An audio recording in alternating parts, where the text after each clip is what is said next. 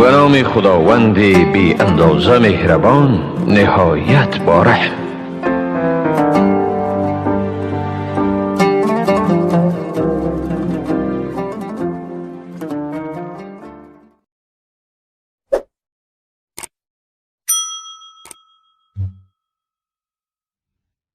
محمد عراقی که روز 1 اوگوست از انگلیا برای ادای حج رفته بود به استانبول رسید.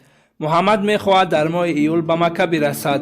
سفرم را 1 اوگوست سال گذشته آغاز کردم.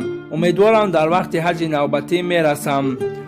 در درون خود احساس میکردم که باید به مکه بروم و تمام راه را از خانه پیاده طی کنم. میگوید عراقی که 25 سال این جانب در انگلیا زندگی میکند. محمد برای این سفرش 2 ماه همه جانبه آمادگی دیده است. ساکنان محلی از اینترنت درباره حاجی آگاه شده و او در سفرش توسط ترکیه کمک میکنند.